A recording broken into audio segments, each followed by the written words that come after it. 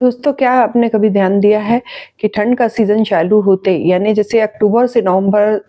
से लेकर जनवरी-फरवरी के बीच तक के हृदय रोगियों की संभावनाएँ बहुत अधिक बढ़ जाती हैं। बहुत से ऐसे लोग हैं जिनको किसी प्रकार की कभी प्रॉब्लम नहीं रही, लेकिन किसी को ब्लड प्रेशर की शिकायत है, किसी को हार्ट अटैक की है या एंजाइना पेन की प्रॉब्लम है। ठंड के सीज़न में ये प्रॉब्लम बहुत अधिक दिखती है और एक सर्वे में ये भी पाया गया कि जितनी भी डेथ होती हैं, उनमें अधिक से अधिक संभावनाएँ हार्ट अटैक से मरने वालों की ज़्यादा रहती है। तो ये ठंड का सीज़न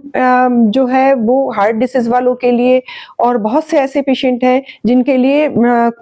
बहुत डेंजर हो सकता है, यानी आपकी एक छोटी-सी लापरवाही, अगर आप अपना ध्यान रख रहे हैं तो ठीक है, लेकिन आपकी की गई एक छोटी-सी लापरवाही है जो वो बहुत भयानक रूप ले सकती है। दोस्तों, आज की वीडियो में मैं आपसे इसी मैटर पर डिस्कशन करने वाली हूँ। Hello everyone, welcome to my channel. मैं डॉक्टर मयूर तिवारी। दोस्तों, यदि आप लोगों ने मेरे चैनल को अभी तक के सब्सक्राइब नहीं किए हैं तो इसे ज़रूर सब्सक्राइब कीजिए और बेल आइकॉन में ऑल के ऑप्शन को ज़रूर प्रेस कीजिए ताकि आने वाले जितने मेरे वीडियो हैं उनके नोटिफिकेशन आप तक के पहुँच सके।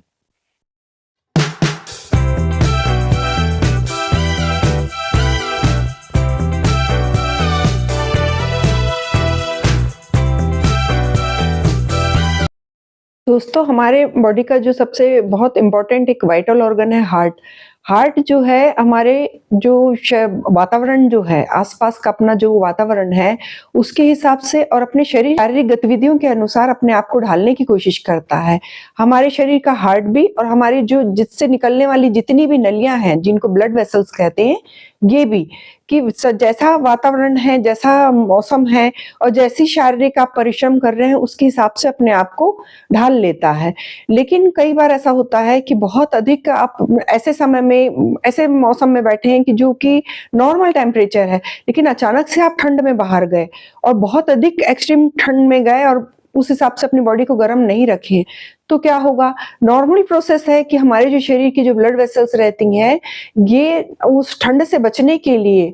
कॉन्स्ट्रिक्ट हो जाती हैं, सिकुड़ जाती हैं। उसपे भी स्पेशली अपने जो हाथ और पैर की जितनी भी जो दूर हार्ट से जो दूर की जो पार्ट की जो ब्लड वेसल्स रहती हैं, खून की नलियाँ रहती हैं, ये अपने आप को सिकोड़ लेती हैं, ताकि अपने शरीर की गर्मी है वो बाहर ना निकल सके और अपने बॉडी का जो टेम्परेचर है वो मेंटेन रहे।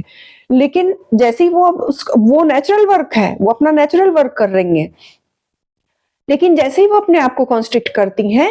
तो इसका इफ़ेक्ट पड़ता है अपनी बॉडी के हार्ट को। क्यों? क्योंकि ये सिकुड़ गईं, लेकिन एक्स्ट्रा प्रेशर किस पे पड़ा? हार्ट पे। उसको ब्लड की सप्लाई पूरे बॉडी के ऑर्गन्स तक के करना है, तो उसको ज़्यादा मेहनत करनी पड़ रही है और इसके ज़्यादा मेहनत करने के कारण उसकी हार्ट बीटिंग बढ़ रही है इंसान की, उसको ज़्यादा बीट करना पड़ रहा है और ज़्यादा प्रेशर उस पे पड़ रहा है, जिसके कारण हमारी हृदय की गति बढ़ जाती है और ब्लड प्रेशर बढ़ने लगता है, ये सारी प्रॉब्लम आने लगती है। तो ये जो ठंड का है, जो एकदम अचानक से अगर ठंड के मौसम में अगर अपन बाहर जा रहे हैं, तो ये चेंजेस अपनी बॉडी में आते हैं जो अपने को पता नहीं चलता कि हमारे बॉडी में कितना परिवर्तन आ रहा है या हमारे जो इंटरनल्स ऑर्गन्स हैं, उनको उस ठंड से बचने के लिए कितना मेंटेन करना पड़ रहा है अपने आप को, जिसका बॉडी पे बहुत हार्मफुल इफ़ेक्ट पड़ता है। अगर कोई ऐसे पेशेंट हैं जिनको कि मालूम है कि भई हमारे को हार्ट डिसीज़ है, किसी प्रकार की भी हार्ट डिसीज़ हो, चाहे वो एंजाइना का पेशेंट हो, चाहे ब्लड प्रेशर का मरीज हो, साधारण अगर देख रहे हैं कि नॉर्मली भी ठंड के सीज़न में ब्लड प्रेशर जो रहता है नॉर्मल से थोड़ा बढ़ा ही हुआ रहता है और जो जिनका और ज़्यादा अगर बढ़ रहा है, तो वो फिर उभर के एक बीमारी के रूप में सामने आ रहा है। कई लोगों के जो ब्लड वेसल्स रहती हैं, बारीक-बारीक जो खून की नलियाँ रहती हैं, उनमें कोलेस्ट्रॉल जो रहता है सर्कुलेट होता रहता है। लेकिन जैसे अपन बोलते हैं ना कि पानी में अगर अपन जैसे ही मोम को डालें, तो वो जम जाती है। सेम वैसे अपनी बॉडी में कोलेस्ट्रॉल जो है घूमता रहता है, सर्कुलेट करता रहता है। क्यों? क्योंकि अपने जो ब्लड का नेचर रहता है वो हीट रहता है, गर्म रहता है। लेकिन जैसे ही वो ठंड के कॉन्टैक्ट में आता है तो वो रुकावट डालता है, जम जाता है और जैसे ही वो रुका, तो ये अपने को दूसरी बीमारी के रूप में सामने आता है, जैसे हार्ट अटैक है कि नालियों को चोक कर दिया क्योंकि उसने, तो ये हार्ट अटैक के रूप में या ब्रेन स्ट्रोक के रूप में या एंजाइना पेन के रूप में छोटा-मोटा क्लॉट रहा मान लो, जो कि क्लॉटिंग किया और अपने शरीर ने उसको खुद रिकवर करने की कोशिश किया और वो गल गया, तो वो फिर सर्कुलेट होने लग गया, जिसका पेन अपने को थोड़ी देर के लिए रहा, एंजाइना पेन, और फिर जैसे ही आपने रेस्ट करे वो ठीक हो गया, और उसके बाद फिर अपने को लगा कि वो कुछ हुआ ही नहीं, थोड़ी देर के लिए चेस्ट पेन हुआ था, लेकिन वो हो सकता है किसी रीजन से हो, और उसके बाद फिर अपन उस चीज को नेग्लेक्ट कर दिए। ये जो कंडीशन रहती है लापरवाही कहलाती है, और इसका जो बैड इफेक्ट अपने को दिखाई देता है। इसलिए ठंड के सीजन में अपने आप के अपनी बॉडी को हिट रखना, या जो ब्लड प्रेशर के मरीज हैं, या एंजाइना पेन के मरीज हैं, या हार्ट डिसीज के किसी वॉल्व संबंधित जिनको प्रॉब्लम है, इनको अपनी बॉडी को हिट रखना बहुत जरूरी है। अचानक से ठंड में गए हैं तो ऐसा ना है कि बिल्कुल लापरवाही से चले गए कि अभी थोड़ी देर का काम है या थोड़ी देर में हम आ रहे हैं, ये सोच के अगर गए और फिर वो अपने को वो गंभीर रूप से वो सामने आए, ये सब चीज से अपने को परहेज करना चाहिए ठंड के सीजन में। और ज्यादातर जनरली एजगत भी देख रहे हैं अपन तो 40 ईयर के बाद ये प्रिकॉशन लेना ही चाहिए, अगर कोई हेल्दी पर्सन भी है तो। जब भी आप ठंड में बाहर जाएं तो सिर में कैप लगा के जाएं या मफलर बांध के जाएं। अपने जो बॉडी में है कपड़े हैं या गर्म कपड़े हैं वो लेयर्स के रूप में बहुत अधिक मात्रा में पहने। और जब और दूसरी चीज की, अगर अपन ना ठंड में बाहर गए हैं और कुछ हैवी वर्क करना है और पसीना आने लग गया, तो वो कंडीशन भी डेंजर हो सकती है कि अगर पसीना आ रहा है तो उस समय में वो जो अपने ओवर जो कपड़े पहने उनको लूज करना जरूरी है, उनको कम करना जरूरी है, कि ये एटमॉस्फेरिक इफेक्ट है कि बहुत अधिक ठंड, बहुत अधिक गर्मी, ऐसा बॉडी में अगर जो ये चेंजेस आते हैं जो ये हार्मफुल इफेक्ट डालती हैं। और अगर ठंड के सीजन में बचना है तो ये सब प्रिकॉशन ले, ग्लव्स वगैरह पहने, क्योंकि ये हाथ है, पैर है, ये जो खुले अंग हैं, सॉक्स पहन के रहिए अगर ठंड में बाहर अपने को जाना आना है। अधिक से अधिक जो हार्ट पेशेंट है वो ऐसे रूम में रहें जो कि बंद रखें, ये प्रिकॉशन ले तो हेल्दी जो सीजन कहलाता है, जो ठंड का सीजन, वो वाकई में हेल्दी रहेगा और सभी के लिए अच्छा रहता है ये। अगर मान लो आपको किसी प्रकार के अनईजी साइन नजर आ रहे हैं, जैसे मान लो अचानक से बेचैनी हो रही है, या आप उसको ये सोच के ना लापरवाही में बरतें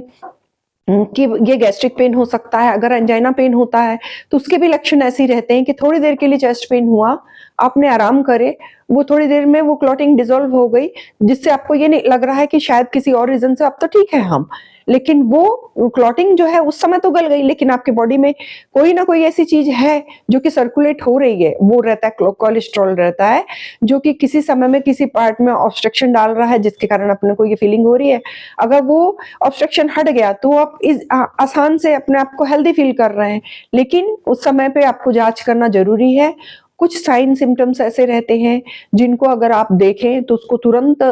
डॉक्टर से कंसल्ट करें, जैसे सांस भरना, हार्ट के रीजन पे अनइजी फील करना, लेफ्ट साइड के शोल्डर्स में या हाथ में सीवियर पेन होना। कई लोगों को बैक रीजन में पेन होता है, समझ में ही नहीं आता कि अगर जनरली सभी लोगों को मालूम रहता है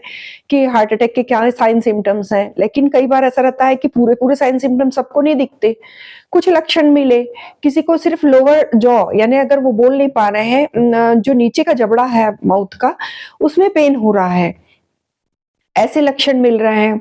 सांस लेने में या वो किसी को वोमिटिंग फील हो रही है कि उल्टी जैसा लग रहा है, बेचैनी लग रही, घबराहट लग रही, उल्टी जैसा जैसा लग रहा है, या पसीना आ रहा है जो कि ठंडा पसीना आ रहा है, बिल्कुल घबराहट हो रही है और बार बार पसीना आ रहा है, तो ये ऐसी कंडीशन रहती है कि तुरंत अपने समीप के किसी भी जो स्वास्थ्य केंद्र है वहां पे तुरंत कांटेक्ट करें और अपना पूरा चेकअप करवाएं कि हमको किसी प्रकार की इंटरनल कोई प्रॉब्लम तो नहीं है। और अगर मान लो आप अपनी सेफ्टी चाहते भी हैं और ये चाहते हैं कि अपने फैमिली में किसी प्रकार की हेरिडिटरी हिस्ट्री चली आ रही है हार्ट पेशेंट के रूप में, तो जनरली वैसे भी 40-45 के बाद अपना लिपिड प्रोफाइल जो टेस्ट रहता है, जो कि पैथोलॉजी में होता है, लिपिड प्रोफाइल के नाम से अगर वो करवा रहे हैं तो उसमें अपने ट्राइग्लिसराइड, कोलेस्ट्रॉल, ये सब के लेवल उसमें नॉर्मल रेंज और एबनॉर्मल रेंज दोनों दी रहती है।